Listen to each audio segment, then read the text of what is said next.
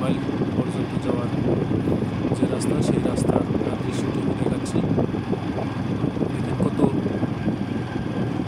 সুন্দর একটি রাস্তা, দুই পাশে ঘন বন, একেবারে মনোরম পরিবেশ। দেখলে সবারই মন জুড়িয়ে যাবে।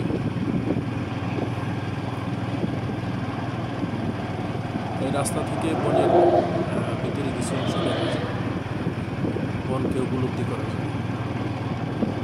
আপনারা এখনও যারা মধুপুর আসেননি, মধুপুর বন দেখেননি, তাদের আপনারা মধুপুর বন এসে দেখে যাবেন। সবাই মধুপুর বনের মাঝখান দিয়ে রাস্তা, এই রাস্তাটি টাঙ্গাইল থেকে ময়মনসিংহ যাওয়ার রাস্তা। এই রাস্তাটি অনেক সুন্দর করা হয়েছে, অনেক বড় রাস্তা এটি। দুই পাশে যে বনটা, সেই বনটা আমি আপনাদের দেখানোর চেষ্টা করতেছি। অনেক ভালো লাগার একটি জায়গা মধুপুর বন। যারা এখনো মধুপুর বনে আসেননি, তারা মিস করতেছেন। মধুপুর বনের সৌন্দর্য দেখে গেলে আপনারা বুঝতে পারবেন যে আসলে কতটা সুন্দর এই দৃশ্য। একেবারে এই রাস্তায় আসলে পরে আপনারা পাবেন বানরের উপস্থিতি। কিছুক্ষণ পরপরই বেশ কিছু বানর আপনারা দেখতে পারবেন। তো সেই সাথে রয়েছে আরও প্রতিষ্ঠানও রয়েছে, তো আপনারা দেখতে পাচ্ছেন।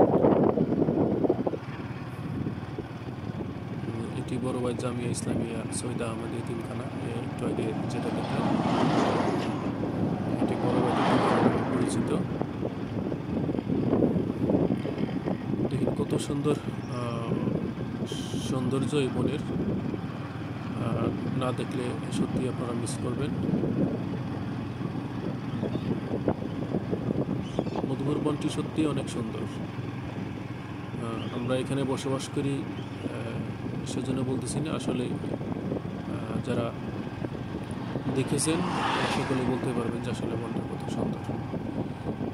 বনের মাঝখান দিয়ে এই রাস্তাটি চলে গেছে। তো সবারই ভালো লাগার একটি জায়গা মধুপুর বন। ভালো লাগবে যে কেউ আসলে পরে। তো আমন্ত্রণ রইল, আপনারা আসবেন মধুপুর বনটা দেখে যাবেন, ভালো লাগবে।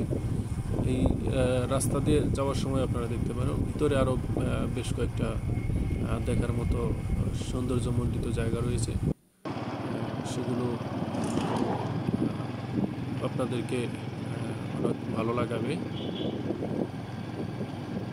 তো আশা করি সবারই এই মধুপুর বনটা ভালো লাগবে। তো মধুপুরের 25 মাইল থেকে রসুলপুর পর্যন্ত পুরা বনের মাঝখান দিয়ে রাস্তাটি, প্রায় 8 কিলোমিটার এই রাস্তা বনের মাঝখান দিয়ে গেছে। তো আশা করি ভালো লাগবে, আসেন ঘুরতে আসেন আপনারা। এখানে বেশ কয়েকটা পিকনিক স্পটও রয়েছে, সেগুলো আপনারা ঘুরে যেতে পারবেন। তো মধুপুর বনের সৌন্দর্য আমি দেখানোর চেষ্টা করলাম রাস্তা দিয়ে।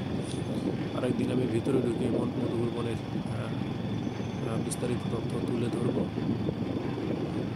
আশা করি আপনারা আমার এই পেজের সাথেই থাকবেন। সবাই ভালো থাকবেন, সুস্থ থাকবেন এবং সাবস্ক্রাইব করবেন।